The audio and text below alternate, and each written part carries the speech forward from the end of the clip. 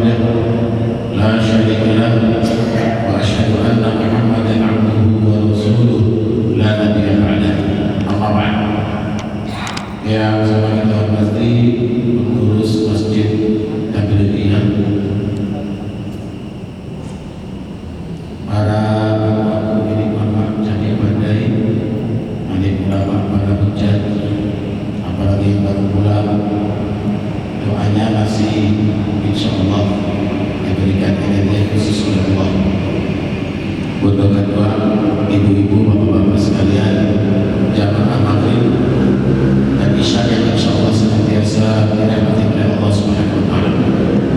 Alhamdulillah, kita bersyukur pada Allah, bersyukur atas begitu banyaknya nikmat, berterima kasih atas begitu besarnya karunia sampai pada maghrib yang mubarak atau maghrib penuh berkah ini kita masih dapat menikmati hidup, dapat menerjemahkan iman kita, menunjukkan keyakinan kita dengan melaksanakan ibadah, menunaikan kewajiban selaku hamba sekaligus khalifah dari permukaan bumi ini.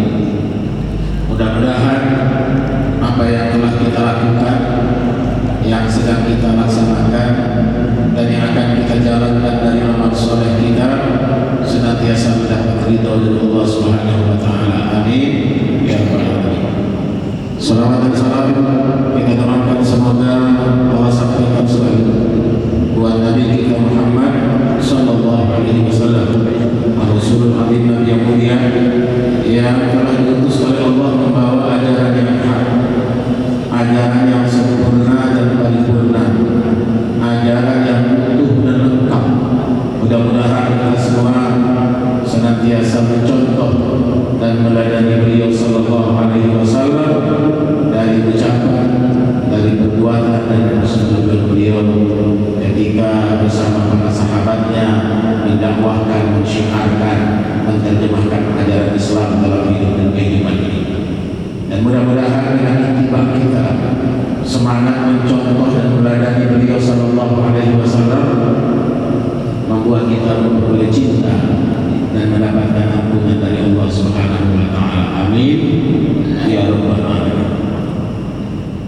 Bapak Ibu jamaah sekalian, bicara tentang hijrah bukan bicara tentang pindah tempat saja.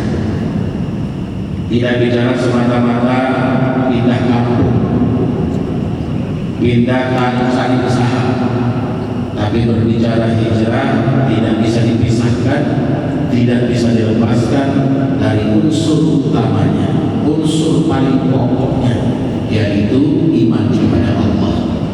Karena gak mungkin hijrah kita punya nilai, gak mungkin hijrah kita punya makna, hijrah kita punya energi manakala tidak ada iman.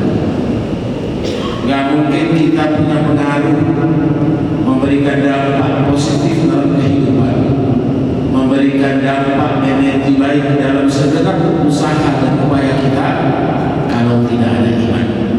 Kita semua bersyukur alhamdulillah lahir sudah dalam keadaan muslim, lahir di tengah komunitas dan keluarga muslim. Maka beruntung apa? Kenapa? Karena tak perlu susah, tak perlu bayar untuk mengamalkan ajaran Islam.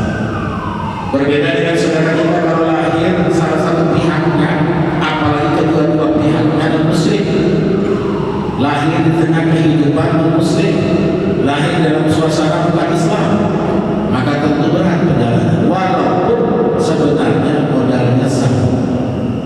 Tidak ada seorang pun lahir di muka bumi ini dari ibu manapun, dari bibit ayah manapun, dari siapa kakek moyangnya pun, kecuali dia lahir dalam keadaan sudah disyahadatkan oleh Allah Subhanahu wa taala.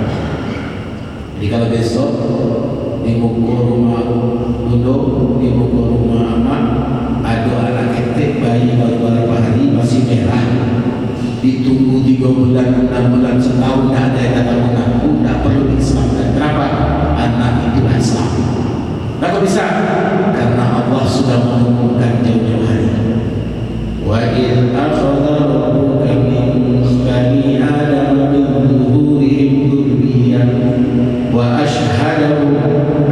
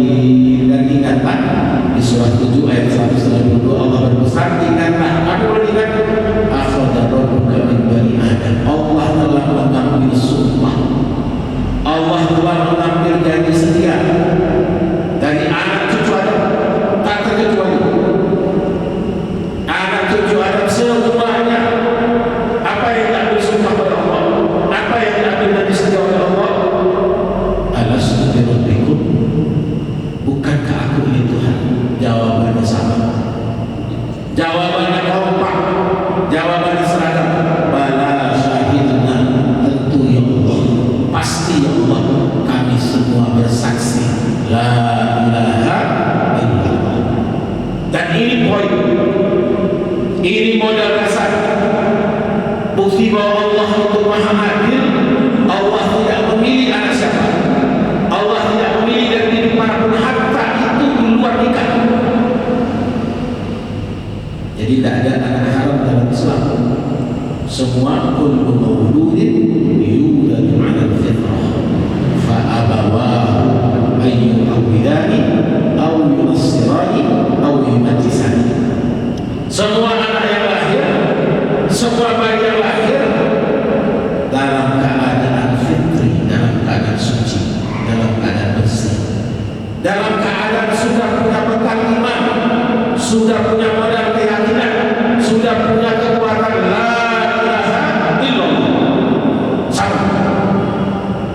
Fa'abawahu, karena ibunya, karena apanya, karena neneknya, kakeknya, inyaknya yang menyebabkan au yuhawwidani au yunassirani au yumajjisani. Sehingga orang yang kembali ke Islam namanya mu'allaf, orang yang lunak hatinya, lembut hatinya, balik pulang kepada la ilaha illallah. Ini modal. Sehingga apapun yang kita lakukan, apapun yang kita kerjakan, apa yang kita buat setelahnya pasti punya konsekuensi. Orang yang bersyahadat, orang yang telah berikrar asyhadu an la ilaha illallah wa asyhadu anna muhammadar rasulullah, artinya siap menerima risiko,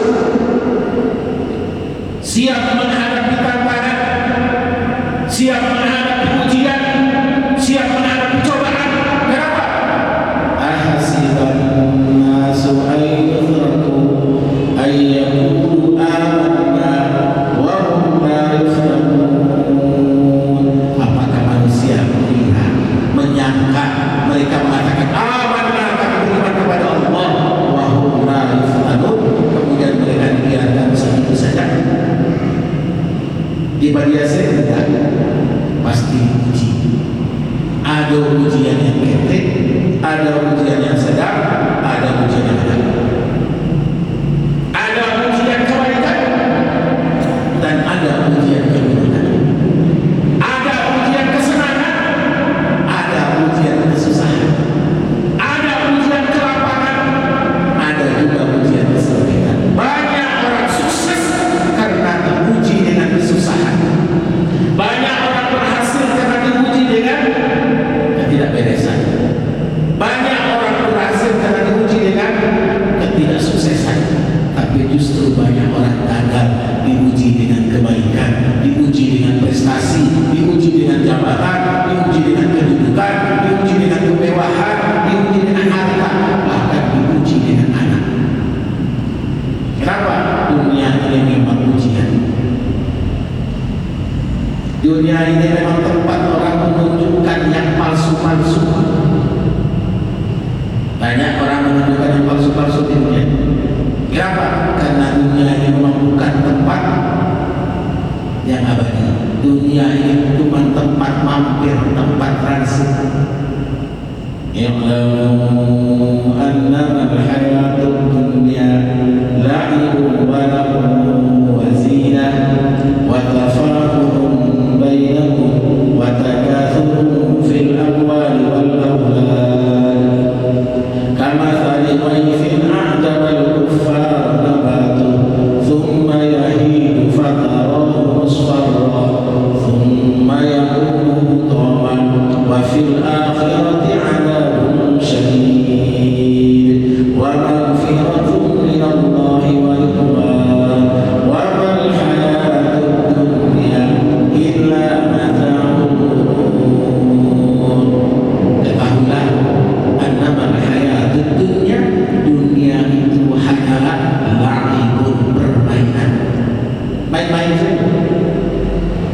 Dulu tukang kayu, sekarang jadi presiden, main-main.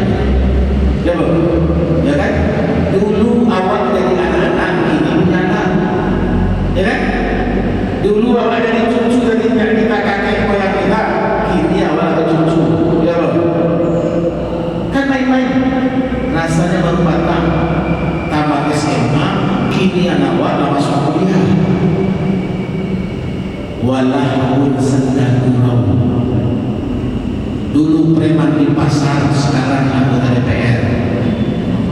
Dulu calon, sekarang jadi bupati, wali kota, gubernur, jadi menteri, jadi menko, jadi apa saja. Kenapa? Memang sendagurau dunia ini, wazinah dan perhiasan. Makanya para ulama berpesan kepada kita, jangan sampai tampang kita, tampilan kita lebih mahal harganya dari harga duniawan. Jangan sampai bedanya, aksesoris dunianya, tempelan-tempelan luarnya lebih bernilai dari harga dirinya. Jadi jangan sampai pecinya lebih mahal dari isi otaknya. Jangan sampai jasnya lebih mewah dari martabat dan harkat dirinya. Jangan sampai apalagi sepatu lebih mahal yang diinjak-injak tiap hari, lebih mahal dari kehormatan dan izzah sebagai orang beriman. Jangan sampai. Kenapa? Dunia ini cuma zina, dunia ini cuma hiasan. Wa tafakhur bainakum, banyak orang yang berbangga-bangga dengan apa? Takatsur fil amwal, berbangga-bangga memperbanyak harta dan berbangga-bangga memperbanyak anak atau anak buah. Orang Islam boleh nggak kaya? Boleh. Kalau orang Islam nggak kaya, masa ada jadi? Ya Pak. Kalau orang Islam nggak kaya-kaya, nanti apa? Umat kita makin habis. Kenapa? Apa sekali ambil alih orang lain, cuma dia bisa ke kota, dia balik 10 kilo. Kalau dulu semua orang tahu, tidak ada orang Minang itu kafir, tidak ada orang Minang itu bukan Islam. Tapi gini, banyak orang itu bukan hanya kafir, jadi pendeta sekarang, ya kan?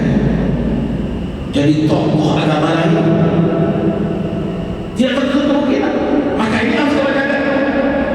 Sehingga konsep hijrah dalam Islam adalah meneguhkan kembali iman kita, mengokohkan kembali keyakinan kita, supaya apa? Lamun fiso malahan, tak mudah terputus, tak gampang goyah, tak gampang putus. Dia kokoh dan kuat seperti bahasa Jawa. Agak begini dia apa? Dia pondasinya kuat.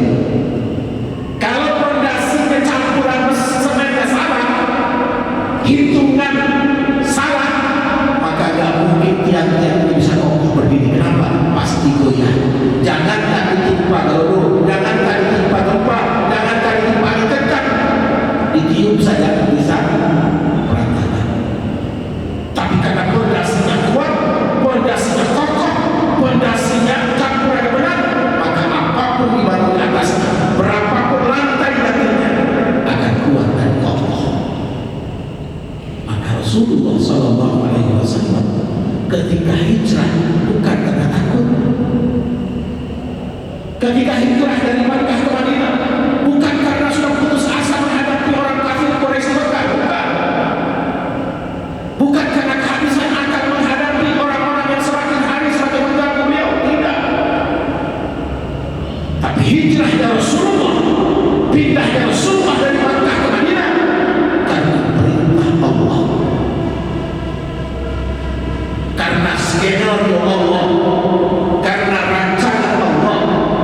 Pindah Rasulullah dari Makkah pergi ke Madinah, membangun satu peradaban baru, membangun satu dunia baru, membangun satu warna kehidupan baru yang belum pernah ada sebelumnya dan tidak akan pernah ada sesudahnya.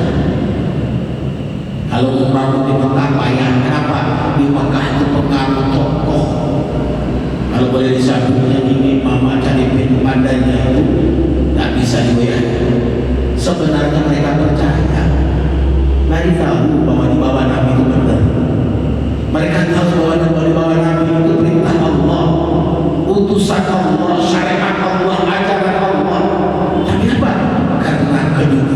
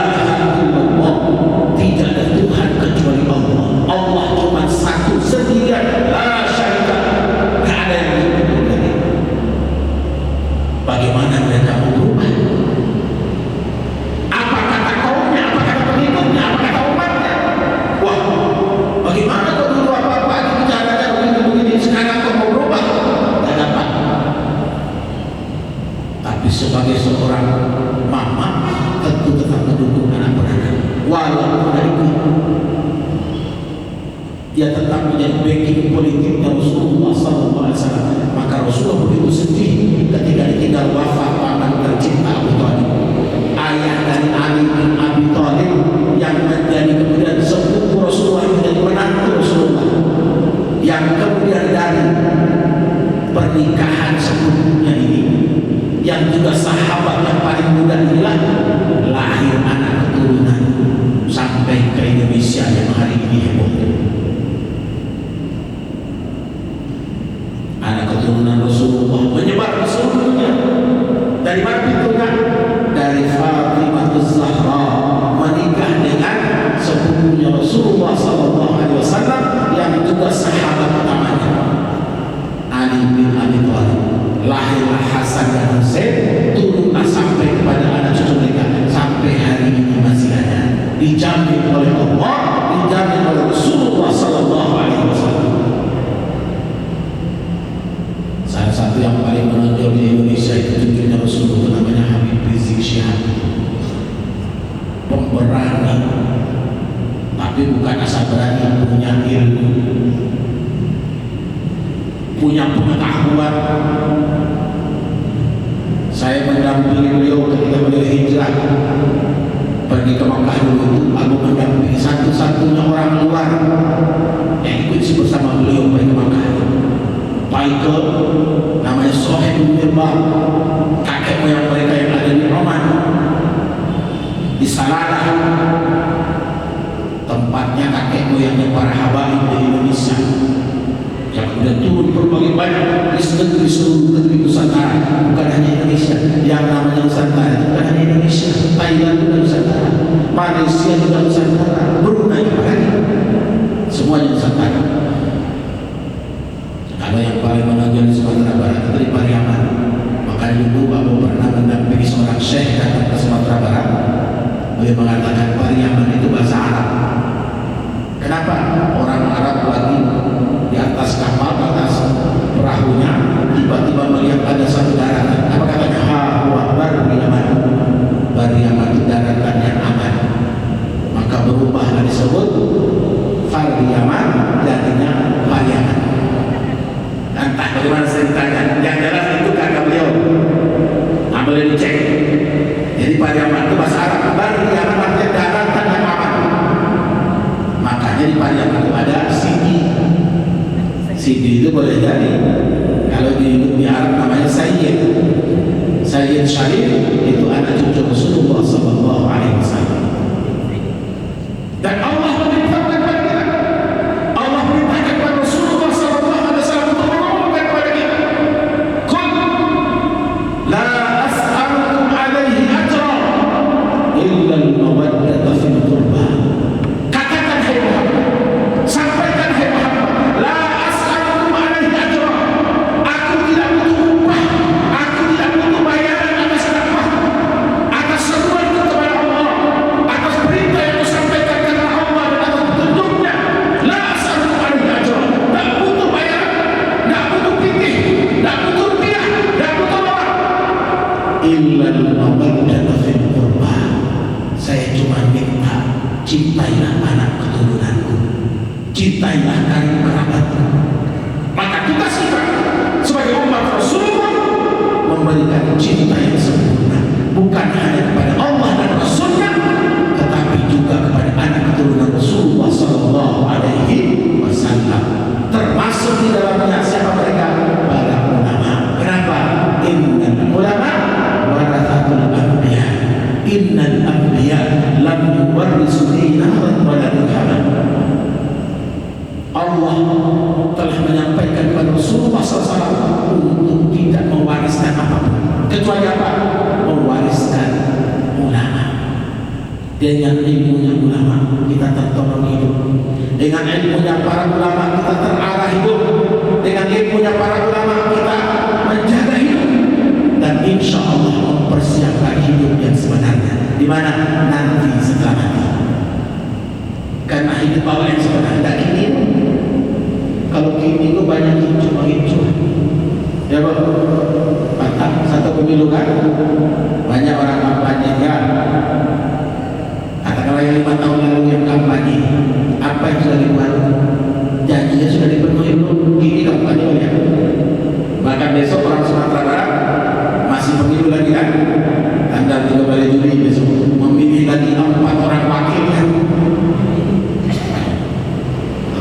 Pilih Bu, ya.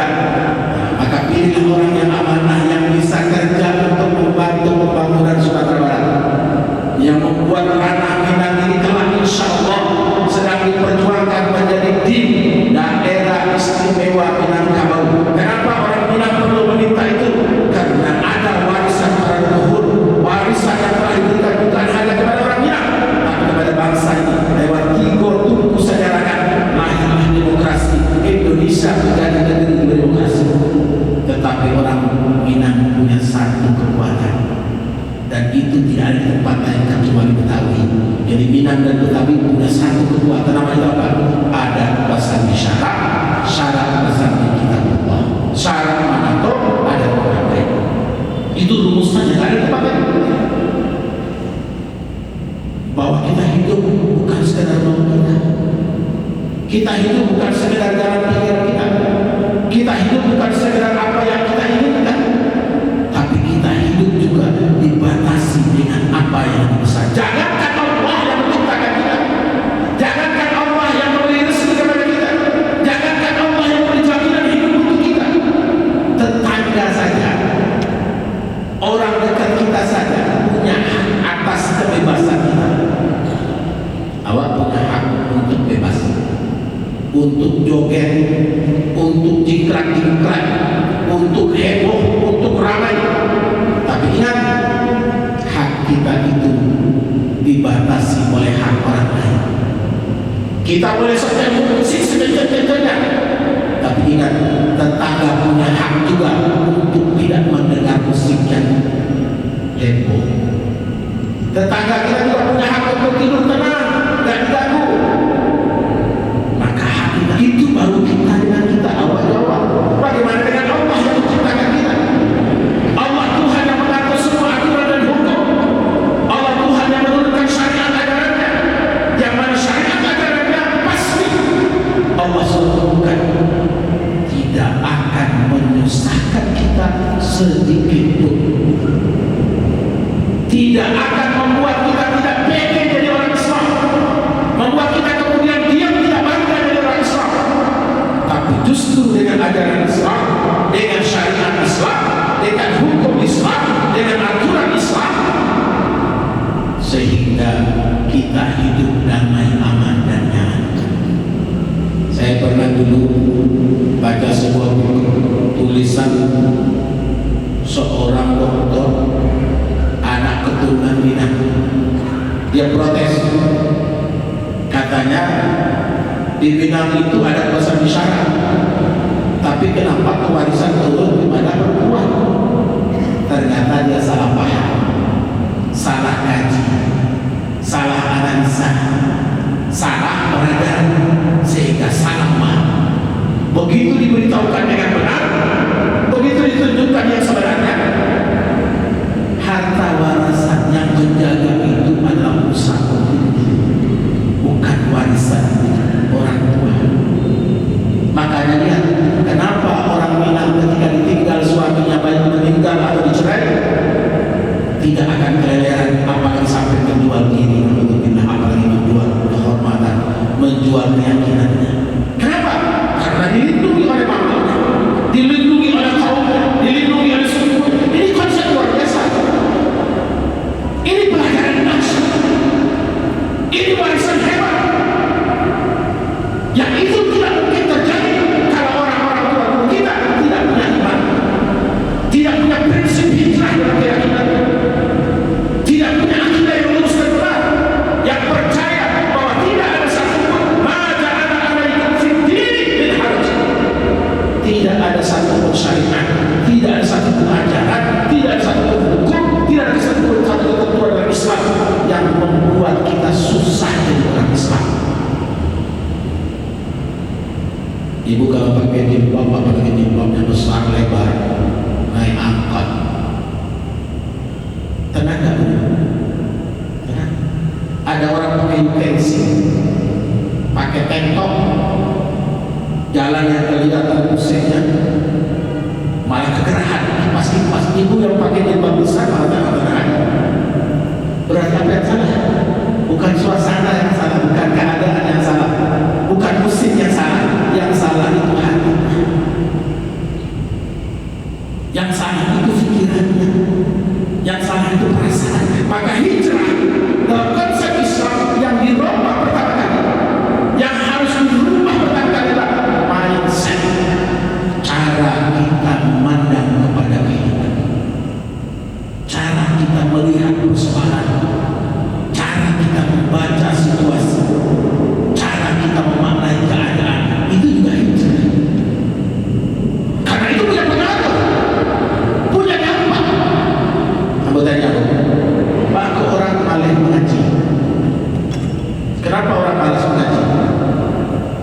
Kenapa Bu?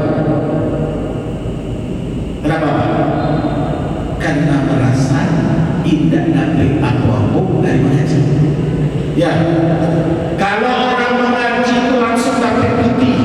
Misalnya sekali mengaji 1 juz langsung dapat mistik, masuk di rekeningnya 1 juta. Kira-kira sehari mau berapa juz ngajinya? Nah, pasti banyak kan? Kenapa? Karena melihat dan kata, oh masuk putih mah mengaji 1 juz 1 juta masuk, 2 juz 2 juta. Ya kan? Saya dulu pernah waktu diundang khutbah Idul Fitri oleh Bupati Agam Pak Haji Aristo Menanda. Khutbah Idul Fitri Lubu Basro, aku datang dari awal dan aku orang Sumando sekalian pulang kampung ke orang rumah Yadana. Aku ceramah beberapa tempat sebelum khutbah Idul Fitri itu. Bersebut dengan seorang nenek asli Bukit Tinggi, menggalih di pasar Aceh. Aku lupa nama nenek itu. Tapi yang galih beliau itu neneknya mantan Menteri Komunikasi dan Informasi Republik Indonesia, mantan Ketua Partai Islam.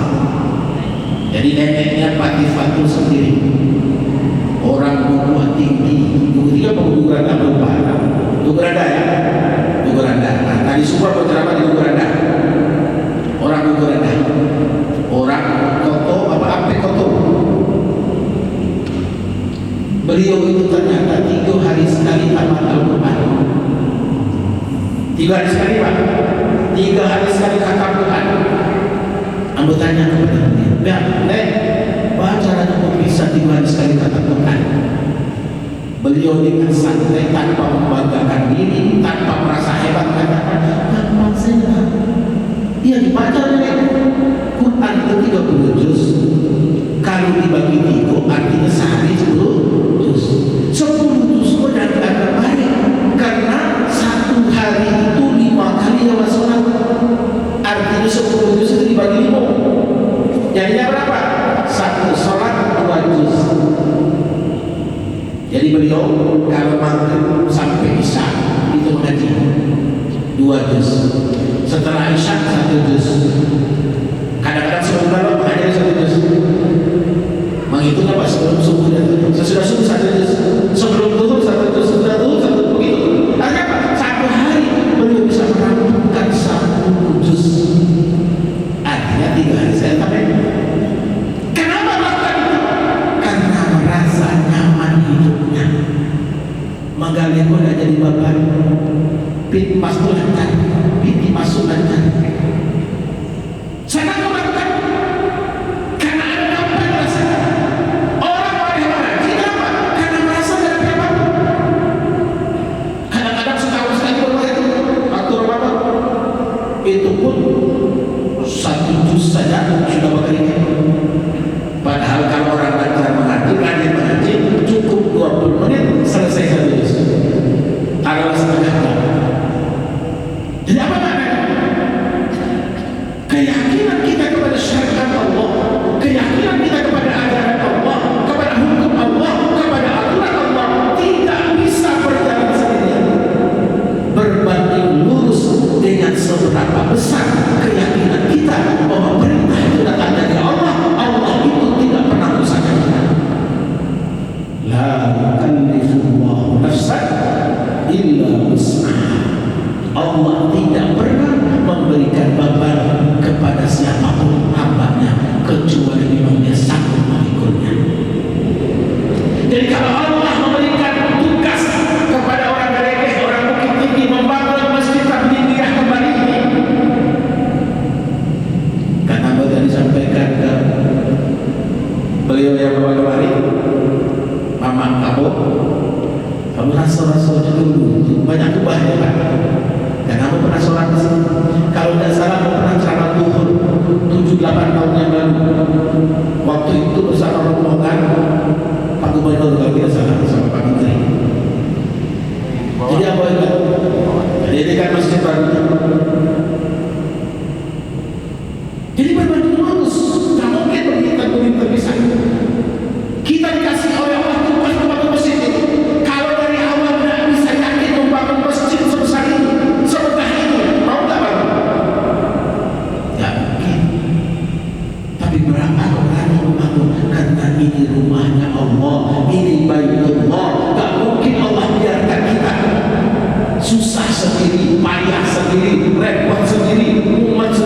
ruwet sendiri.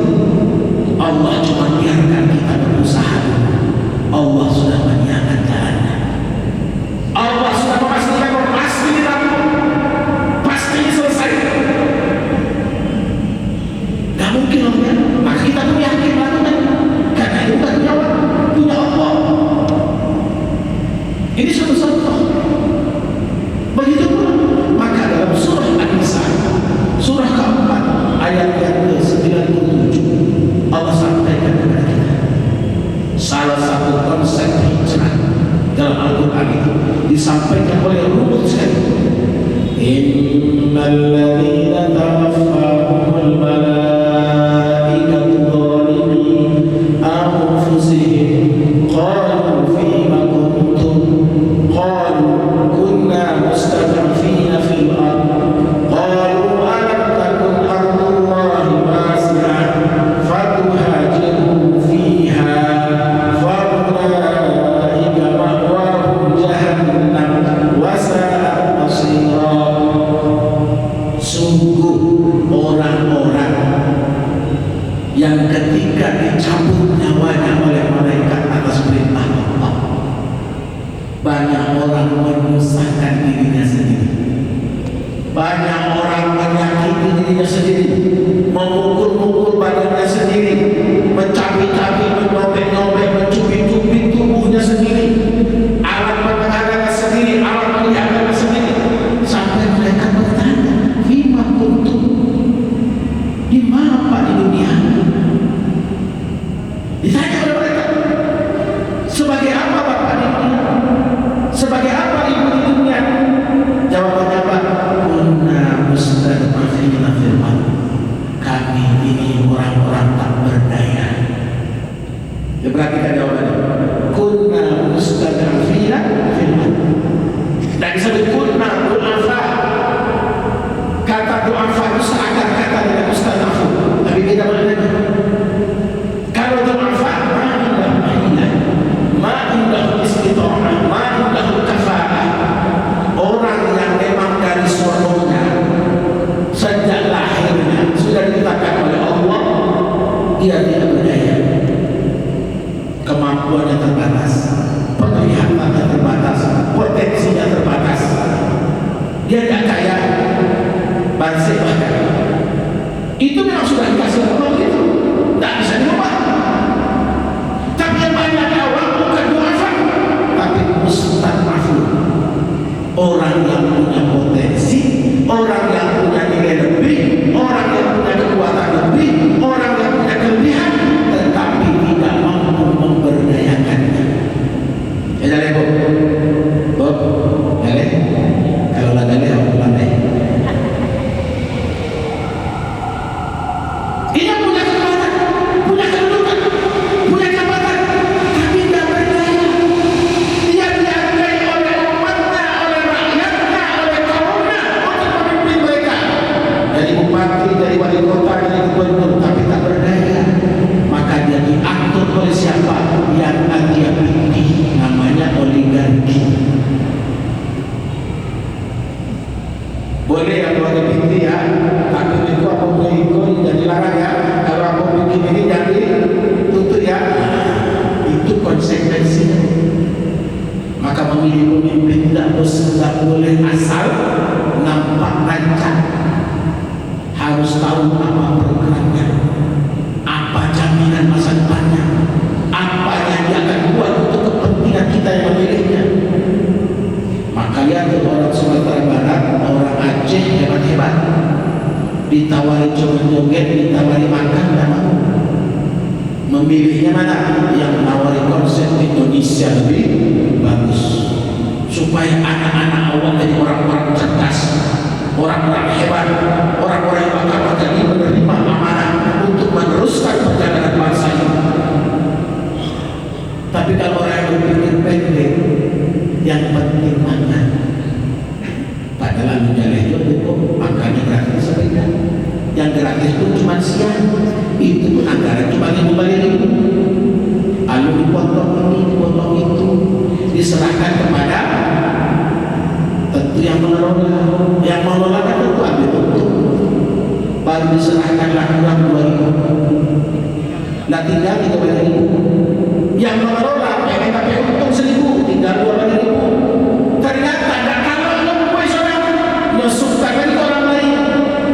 orang yang seribu lagi tinggal sebanyak itu. Akan dibagi sebanyak itu tuh. Nah, kalau di warung Milan yang ikhlas beramal mungkin 10.000 lah dapat sayur, dapat rendang, dapat makanan bergizi. Tapi kan cuma siang, pagi ke malam ada yang makan. Makanya orang Milan cerdas, orang Aceh cerdas, orang Nusa Tenggara Barat cerdas. Pilihannya tentu lebih memilih kepada apa? Menjaga bangsa ini lebih baik. Anak-anak awal harus cerdas, anak-anak awal harus pintar. Itulah namanya konsep hijrah, merubah cara pandang. Bakok ini heboh. Kenapa ada dekan fakultas kedokteran di Surabaya, Jawa Timur dipecat? Kenapa beliau menolak kalau ada dokter asing boleh bebas datang praktek di Indonesia? Nah, apa banyak orang hebat, anak-anak kita hebat, tapi kenapa orang susah masuk ke kedokteran? Karena bayarnya mahal. Diterima saja ratusan juta, belum ini belum itu, kuliahnya sekian tahun, berapa bulan habis. Coba kalau digratiskan, dipilih orang hebat, dimasukkan ke fakultas kedokteran, dipilih 4 tahun, insya Allah keluar dari kedokteran yang serius mengurusi rakyatnya, mengurusi umat, mengurusi kita semua, selesai. Tapi karena konsep kita kasihan, yang kuliah saja terbatas. Apa tahu Pak, para anak awak yang bisa kuliah setelah tamat SMA, dari anak-anak awak 500.000 lebih yang tamat SMA, yang kuliah itu hanya 9,7%. Tidak sampai 5, enggak sampai 10%, apa 20% seperti anggaran pendidikan awal. Enggak. Itu pun banyak yang terpaksa sekolah di luar negeri. Kenapa? Ada beasiswa. Ada. Kalau tadi ingat repot tuh. Sambil biasa ceramahnya lama, 6 jam. Kalau ya, memang sanggup. Yang sanggup tinggal aku mau pulang. Makanya ini harus dihijrahkan, harus dibersihkan dari jalan pikiran yang salah, harus dibersihkan mengambil poin yang keliru. Karena Allah sudah menetapkan, walladzi arsala rasulahu bil huda wa dinil haqq liyudhhirahu 'ala ad-din kullih walau karihal kafir walau karihal musyrikun walau karihal munafiqun walau karihal fasiqun. Dialah Allah yang mengutus Rasulnya, mengirim Rasulnya dengan konsep agama yang benar, dengan konsep agama yang utuh, dengan konsep agama yang sempurna. Tidak ada satupun yang tersisa. Jangankan urusan rumah tangga, jangankan urusan berbangsa bernegara, jangankan urusan bermasyarakat, urusan berkaum beradab, urusan potong kuku saja, Masya Allah, diatur dalam Islam. Urusan masuk keluar WC diatur dalam agama. Apa di urusan yang besar? Urusan membangun rumah tangga, urusan membangun peradaban, urusan membangun bangsa, urusan untuk apa? Menata kehidupan, tentu jauh lebih lengkap. Maka satu kesatuan yang tak terpisah dari kita adalah Islam, identik dengan apa? Dengan keyakinan yang utuh. Wa may yuslim wajhahu ila Allah wa huwa muhsin faqad istamsaka bil 'urwatil wuthqa la infisama laha. Siapa yang berislam yang benar, dia menyerahkan diri sepenuhnya kepada Allah, diatur oleh Allah, diatur oleh syariat ajaran Allah, diatur oleh Rasulnya, diatur oleh tuntunan Rasulnya, diatur oleh ulama, diikuti pendapat ulama. Lalu fisolah, tidak gampang belok, tidak gampang loyo, tidak gampang lemah, tidak gampang berubah dalam arti negatif. Dia berubah kepada yang lebih baik. gagal bukan karena gak punya kepintaran, bukan karena gak punya kepandaian, bukan karena gak punya kecerdasan, bukan karena gak punya potensi, tetapi dia tidak mampu memberdayakan potensinya. Dia punya apa? Tapi Pak mencoba, kan agama banyak, kalau mau urus Islam saya itu mulai tanda-tanda namanya Ustaz Afif, orang tak berdaya. Kita umat Islam di Indonesia itu bahaya besar. Jangan kita merasa tertib, apalagi kita merasa di bawah. La tahinu wa la tahzanu antum al-a'laun in kuntum. Jangan merasa terhina, jangan merasa rendah diri. Antum al-a'laun, kalian itu di atas tempatnya. In kuntum mu'minin, jika benar-benar beriman. Makanya Allah Subhanahu wa taala memberi motivasi, memberi sumbangan, memberi dukungan, memberi support, memberi spirit pada kita. La tahinu fi ibtigha'il qaum in takunu ta'lamun fa innahum ya'lamuna kama ta'lamun. Jangan berhenti untuk mengejar musuh, jangan berhenti untuk mengalahkan musuh, melawan musuh dengan cara yang benar, melawan musuh dengan menunjukkan kekuatanmu, dengan menunjukkan kehebatanmu sebagai umat Rasulullah, sebagai hamba Allah. In takunu ta'lamun, jika kalian kalah, jika kalian sakit, jika kalian letih, jika kalian capek, fa innahum ya'lamun kama ta'lamun. Mereka juga capek, mereka juga kalah, mereka juga letih, mereka juga loyo. Tetapi apa poinnya? Wa tarjuna minallah ma la yarjun. Kita punya poin, punya harapan kepada Allah yang orang kafir tidak punya harapan itu. Kita punya jiwa optimisme kepada Allah yang orang di luar Islam tidak punya itu. Kita mengharapkan ridha Allah, bukan sekedar ingin Allah. Jadi jangan heran kalau dulu ada istilah Pak Amin Rais namanya muntaber, bukan ke belakang muntaber, munafik tapi berhasil. Indah sholat tapi pakai ayat tawhid, indah sholat tapi rezeki lancar. Awal sholat tahajud, lah sholat duha, sudah sholat taubat, sudah sholat ini, sholat itu, segitu-gitu aja. Jangan merasa sedih, jangan merasa kendor, jangan merasa loyo, apalagi sampai kepada putus asa. Nah, kayak Rasulullah, jangan putus asa dari Allah. Ini hijrah. Ini adalah merubah mindset kita, merubah pola pikir kita, merubah cara pandang kita. Bahwa melihat sesuatu jangan yang terlihat kasat mata di depan mata, karena ada justru yang banyak tidak terlihat. Apa buktinya? Allah Subhanahu wa taala menyebutkan walladzi anzala sakinata fi qulubil mu'minin liyazdadu imanan ma'a imanihim. Dialah Allah yang menurunkan kebahagiaan, menurunkan ketenangan, menurunkan kedamaian kemana? Fi qulubil mu'minin, di hatinya orang beriman, di pikirannya orang beriman, di pandangannya orang beriman, di persepsinya orang beriman, di mindsetnya orang beriman. Untuk apa? Liyazdadu imana, supaya imannya makin bertambah, supaya imannya makin kokoh, supaya imannya makin kuat, supaya imannya makin berenergi, supaya imannya punya daya dobrak, punya daya ubah, punya daya lawan, dan punya daya support. Fi qulubil mu'minin. Untuk apa?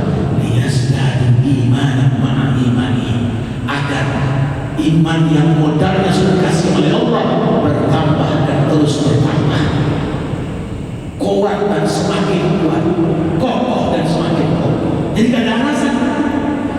Maka orang yang mengatakan kunna mustad'afina fil ard, aduh kami payah, aku kan cuma sebuah pekerja, aku kan cuma kepala bagian, aku kan cuma dagang di pasar, aku kan cuma ini, cuma itu.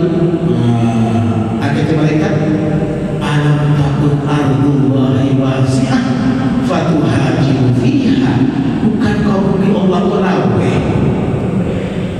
Bukit Tinggi tidak bisa jadi orang beriman, Pak, pindahlah ke Pariaman. Kalau di Pariaman tidak bisa jadi orang beriman, pindahlah ke pesisir. Di Sumatera Barat tidak bisa jadi orang beriman, pindahlah ke Sumatera Utara. Di Pulau Sumatera tidak bisa jadi orang beriman, pindahlah ke Kalimantan. Tinggal di IKN sana. Ibu kota Nusantara yang akan jadi, apalagi berharap tahun ini jadi bisa investor yang katanya banyak itu sampai ini yang ada Abu dulu sekolah di Kalimantan, sampai IKN itu sampai Abu latihan ceramah, Abu latihan khutbah, jadi tahu banget sampai itu di sekelilingnya untuk hutan belantara. Kalau pulang ceramah itu masih lewat, masih ada babi hutan, ada harimau, ada singa, ada macam-macam. Kok itu dijadikan ibu kota saja? Yang pikirnya tak jadi, yang bekerja di sini jadi kepala otoritasnya, wakilnya sebalik bulan tidak digaji. Banyak patah orang pulang rame-rame 100 orang, 150 orang pulang rame-rame. Kenapa? Karena ada gaji kerja lembur cuma 100.000 sehari. Nah, kalau beli rokok saya 30.000, 50.000, ngopi satu galek 10.000 sampai 15.000. Pak bisa dipitik orang rumah. Jangan besok pulang dari kerja orang rumahnya tidak kurang. Innalillahi wa inna ilaihi raji'un. Musibah. Tidak apa. Tapi Allah tuntut kita. Jangan karena alasan pekerjaan, jangan karena alasan situasi, jangan karena alasan keadaan membuat kita kemudian jadi beriman. Tidak boleh. Kalau terpaksa harus pindah baru pindah. Di antaranya misalnya pindah pekerjaan. Kalau awak jadi agent slot, ada mungkin agent slot. Beda apa? Slot apa? Agent judi, namanya judol, judi online. Kini ko online sama pendosa ko online, ya kan? Banyak suami istri bercerai kenapa? Karena online. Ada orang pacaran online, kawin online, jadi istri online, jadi suami online. Innalillahi wa inna ilaihi raji'un. Ini semua siklus. Maka kalau kita merasa tidak berdaya, jangan cepat-cepat putus asa. Harus cari situasi, harus ciptakan kondisi, harus buat kenyamanan di mana kita berada. Tidak boleh buat alasan.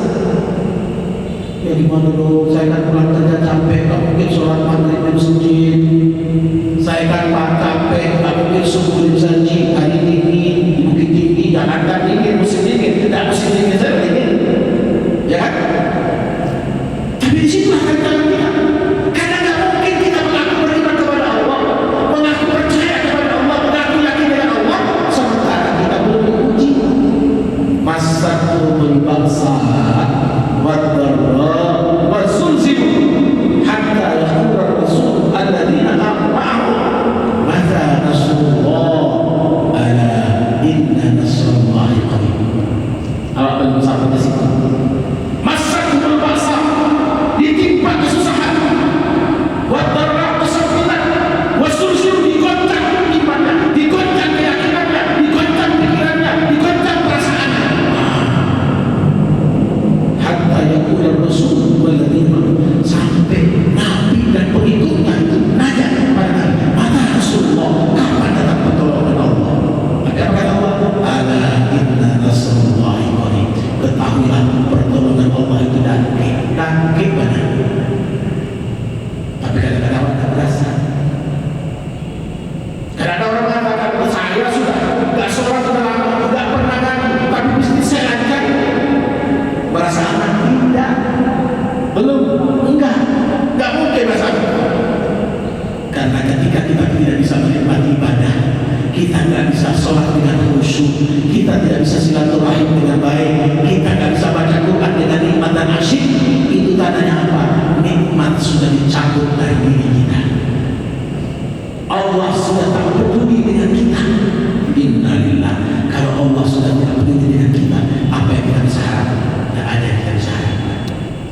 itu Bapak Ibu sekalian, lewat momentum kita memperingati tahun baru Islam, tahun Hijriah 1446 Hijriah ini, kita menyemangati untuk apa? Merubah mindset kita, merubah cara pandang kita, merubah cara melihat satu persoalan, bahwa Allah Akbar, Allah yang Maha Besar.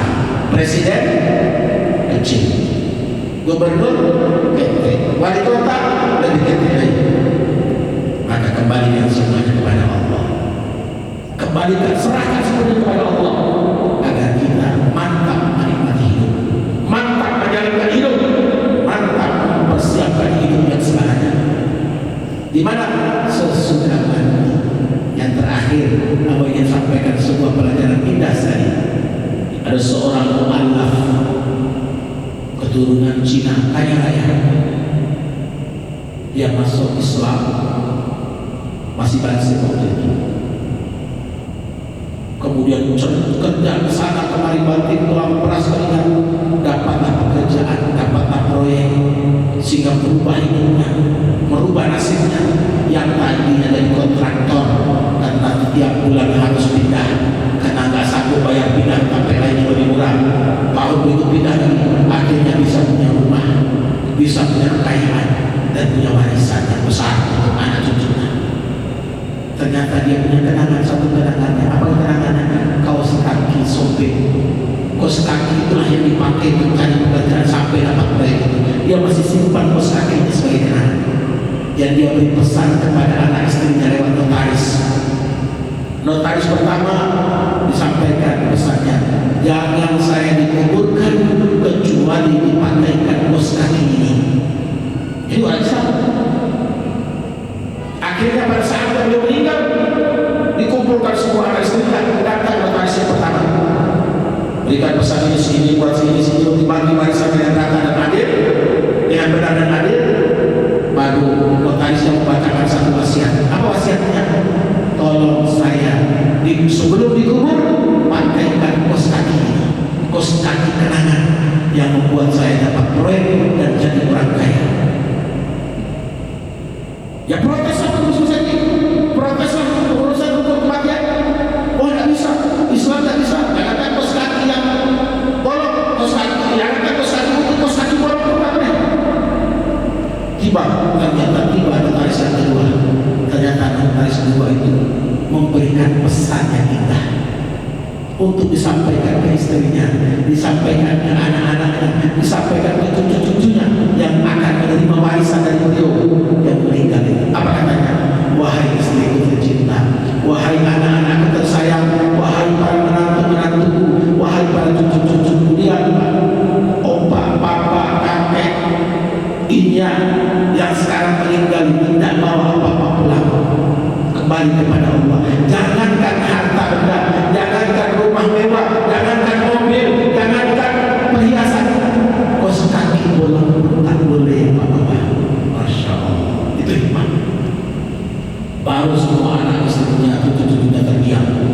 Bayangkan kita yang sudah capek berarti banting tulang peras, keringat, perangkat pagi, tulang petang, penghasilan pas-pasan, ternyata tidak bisa bawa apa-apa pulang. Maka sebelum pulang titipkanlah di masjid Tabligiyah. Sebelum pulang titipkanlah di pantai-pantai jompo, titipkan di rumah tahfidz, di pesantren-pesantren yatim, titipkan di tempat-tempat yang layak dan boleh menerima. Kenapa? Insya Allah nanti di akhirat kita akan mengambil kembali. Tapi kalau cuma dinikmati sendiri, dimakan suram, maka rasakan tidak bisa memberikan pengaruh dan apa-apa. Mudah-mudahan momentum hijrah kali ini memberikan kita pencerahan baru, memberikan kita makna yang lebih luas bahwa hijrah bukan semata pindah kampung, tapi merubah cara pandang awak menghadapi kehidupan juga bentuk hijrah. Dan hijrah tidak mungkin terjadi kecuali iman ada dalam dada kita, keyakinan yang kuat dalam pikiran dan perasaan kita. Semoga Allah memberikan kita kekuatan kemampuan untuk memaknai ini dengan sebaik-baiknya, insya Allah. Amin ya rabbal alamin. Barangkali